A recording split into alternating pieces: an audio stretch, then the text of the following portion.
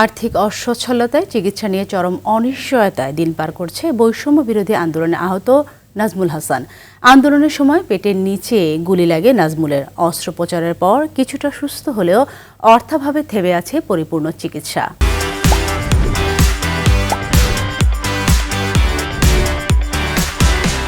আরও দুবার অপারেশন করতে হবে নাজমুলের।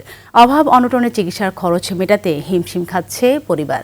নারায়ণগঞ্জ থেকে মোহাম্মদ শাহাদাত হোসেন স্বপনে পাঠানো তথ্যচিত্রে বিস্তারিত জানাচ্ছেন জুবাইর রাজিন।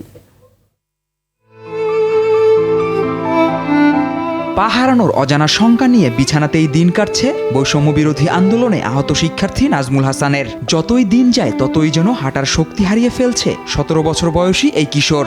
দিন দিন পা অপস হয়ে যেতেছে গা, পা চিকন হয়ে গেছে গা, ডান পা থেকে বাম পা আমার ছেলে এক করে চিকন হয়ে গেছে। আমি প্রত্যেকটা দিন আমার ছেলের পাড়া মাপি। সিদ্ধিরগঞ্জের হিরাজিল এলাকায় আলবারাক স্কুলের 9ম শ্রেণীর ছাত্র নাজমুল হাসান।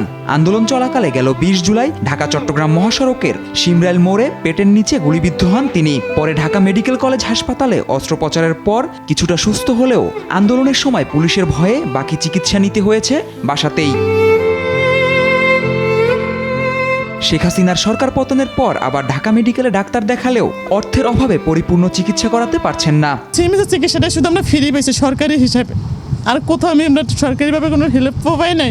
আমাদের টাকা পয়সার অর্থনৈতিক অবস্থা, আমাদের পরিবার, আমার ফ্যামিলির অবস্থা তো দেখতেছেন, পরিবেশের অবস্থা। আল্লাহ এখন আমার প্রায় আমার ঢাকা মেডিকেল 85,000 টাকা গেছে। আবার বাসা আনার পরে এইভাবে আরো 15-20,000 টাকা খরচ হয়ে গেছে। আহতদের পাশে দাঁড়াবে সরকার, এমনটাই চায় স্থানীয়রা।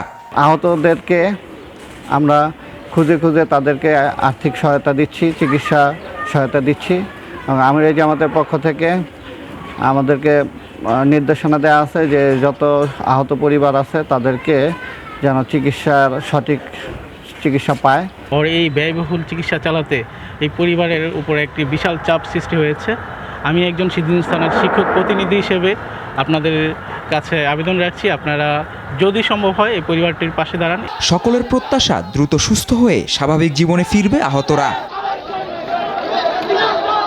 জুবাইর রাজিন, RTV।